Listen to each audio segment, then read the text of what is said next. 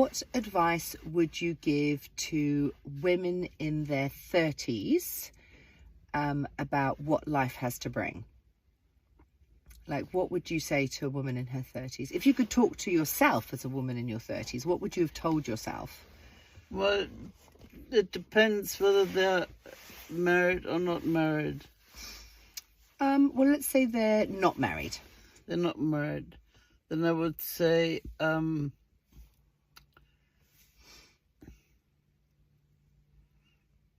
to be very careful who they're going to get associated with, and not to mix love with sex. Oh, what does that mean? Because sex is not love. Even though the English call it making love. I mean, you can't make love. Love exists or it doesn't. And to have sex is not love. Now, there's some wise words. Yeah. It's not. Sex is an act to procreate. And every time you have sex, you're actually inviting a soul to come to earth and to become a human being. Wow. Yeah. That's what sex is for. Well, it's kind of for enjoyment as well, though. Like, it's fun to do it if you've got a good partner. Yeah, but it's not supposed to be just a fun thing. Yeah, but and this is the biggest thing why marriages break down, because people think that sex is love, and they usually say, let's make love. You can't make love. Love exists or it doesn't. And if love exists, then you can have sex, and then it means something. But if you just do it for fun, it's not love. Well, then you have fun. The saying "let's make love" is so wrong, because you can't make love. That's true. Yep. Okay, that's fair call.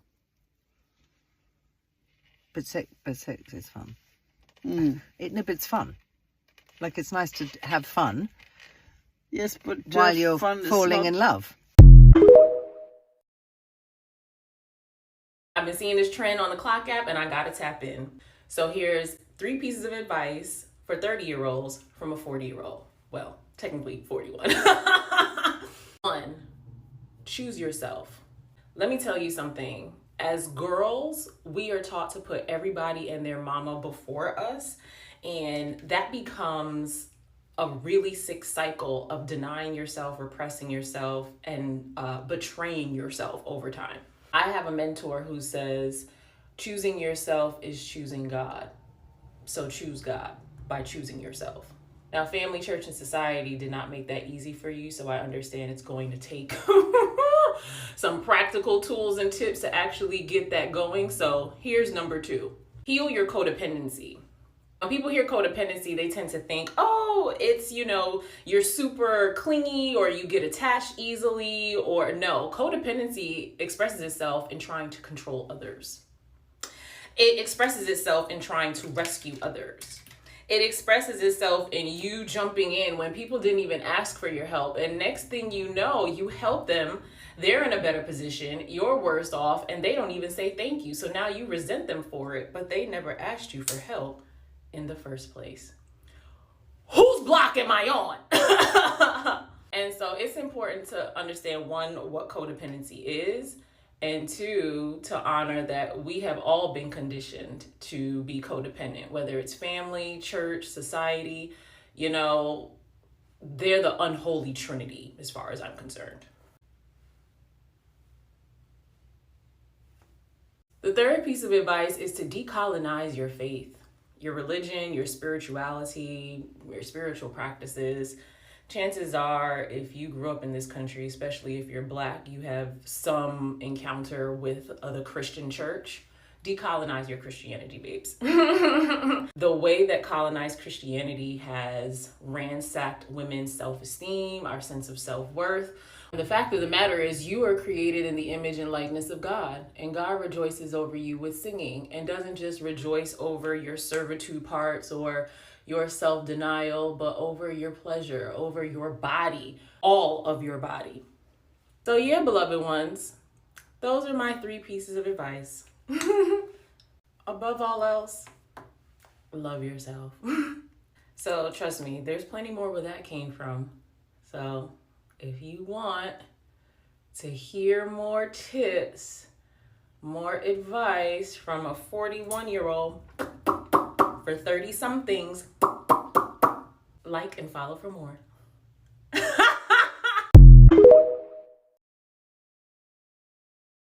Dating advice I wish I could tell my 30-year-old self. You should be focusing on your career, not helping your partner do his resume. He could do it himself.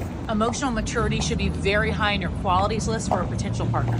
Stop trying to convince yourself you're okay with a situationship. If you want a relationship, look for somebody else who wants a relationship as well. If you're spending more time worrying about what makes them happy versus what makes you happy, you need to reevaluate. Just because someone thinks they have a reason to treat you poorly doesn't mean you need to accept it. Don't change your value system to accommodate someone else, ever.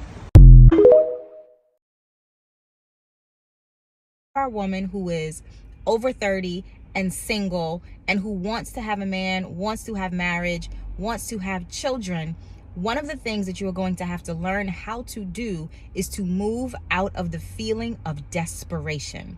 Whenever you feel like you are running out of time, you begin to lose hope. And what literally happens is that the things that you want move further away from you. So as long as you feel like you're missing out, you're losing out, time is going to pass you by, there are no good men available for you, you are putting yourself in the emotion and the spirit and the energy of desperation and fear, which is only going to cause you to move further away from the things that you actually want. Instead, what you need to do is learn to manage your emotions around what it is that you're feeling and that you want. So instead of leaning into the fear, leaning into the desperation, begin to practice some sort of self-care mechanism, self-regulating mechanism that you can do on a daily basis that will help you to manage those emotions, because your feelings are not facts. Your feelings, the fear, the desperation, the scarcity is attached to your social and psychological conditioning, but you can change that, right? So the key message here is that you cannot get the man, the marriage, the money, the children, the things that you want if you are thinking about them from the place of desperation within you. So you have to learn to move out of desperation, get into an abundance mindset, work on your emotional management, and then you'll be able to start thinking about things in a way that will draw them to you instead of repelling them.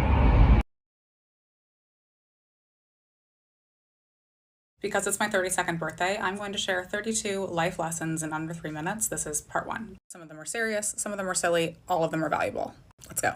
Starting off with the lesson that I wasted most of my 20s not listening to, and that's have the courage to be disliked. You know that phrase that's like, act in a way that if anyone ever spoke ill of you, no one would believe it? That's terrible advice. It takes courage to be disliked. Your goal should never be to get as many people as you can to like you, because you probably won't like yourself. Do no harm, take no shit. It's okay to be disliked. 2, when you're overthinking, you should write. When you're anxious, you should walk. When you're tired, you should sleep. When you're confused, you should read. And when you're sad, you should move. Self-explanatory. 3 is a Steve Martin quote, but this is my personal professional mantra, and it has never steered me wrong. Be so good that they can't ignore you. Every job that I've had since I was 25 has been made for me, meaning most of the jobs I've ever had have been created specifically for me, and I attribute it to having a strong personal brand. 4, how you do anything is how you do everything. 5, when someone asks you how you are, saying busy isn't healthy. Busy is not an emotion. It doesn't tell anybody about your personhood. I used to say this all the time. I've cut it out of my vernacular. It's just toxic. 6, no one hates you. You're just going to get your period the day after tomorrow. I'm still going to forget this next month. Someone remind me. 7, you are probably overcomplicating it. I promise you, you probably are. 8, feed your spirit, not your ego.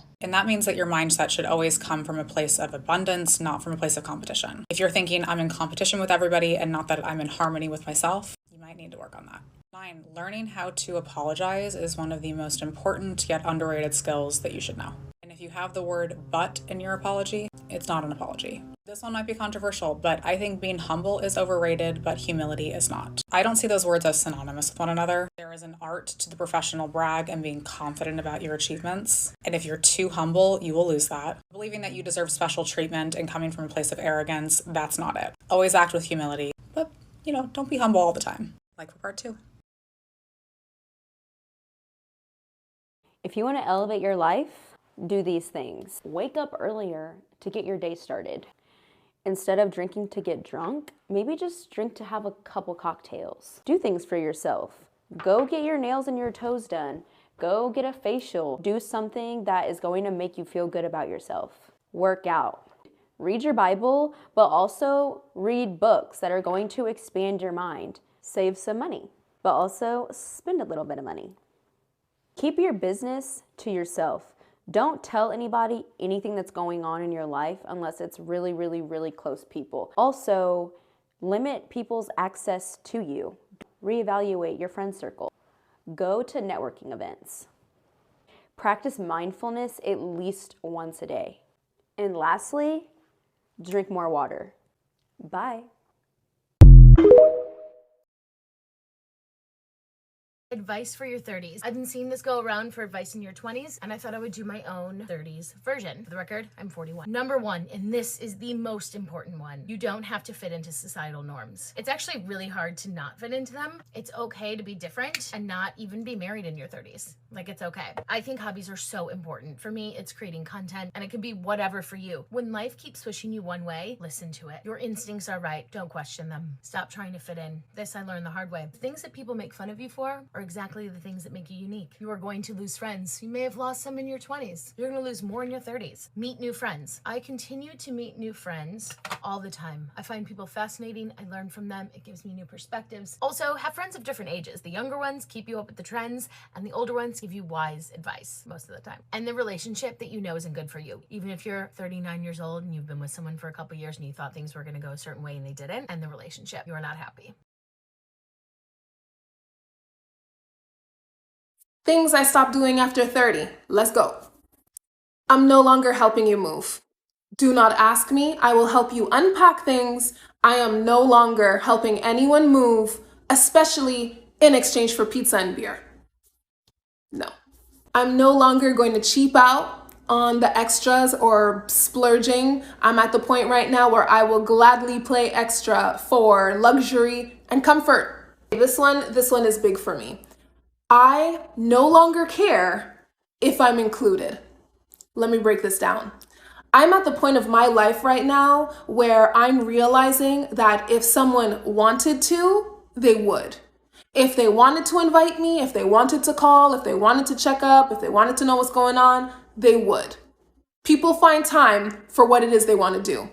People know exactly what they want to do when they either include or not include you on certain things. I am at a place right now where I'm okay with that. Now this falls into the previous one. I'm super okay with my solitude and being alone. Not to say that I always needed to be around people or whatever the case was, but I'm at the place now where I'm okay being alone. I'm okay doing things on my own. If it's not with my husband, my family, friends aren't available, I'm okay to do it on my own. This one is big, last but definitely not least. And I think this came more so after I became a mom. I am at the place now where I honestly and truly do not care about what other people have to say, think, or feel about me. I am okay with me. I know who I am right now at this stage and this season of my life. I don't care. I don't care. If you like me, awesome. If you don't, awesome. I'm good. I'm good with me. If I can leave a 7-year relationship, be single at 30, be looking for new jobs, just switching my whole life around and having no idea what I'm going to do, if I'm going to be alone for the rest of my life, so be it. So freaking be it. I was unhappy in a relationship with a man who didn't deserve me and probably hadn't for a long time.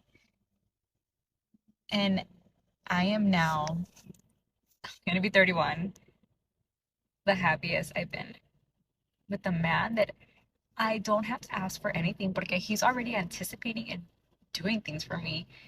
This man is so loving and caring and thoughtful. He cooks for me. He supports my business. He supports me in every way possible. Do it. If that man is not for you, if you know you deserve better, leave. There is better out there.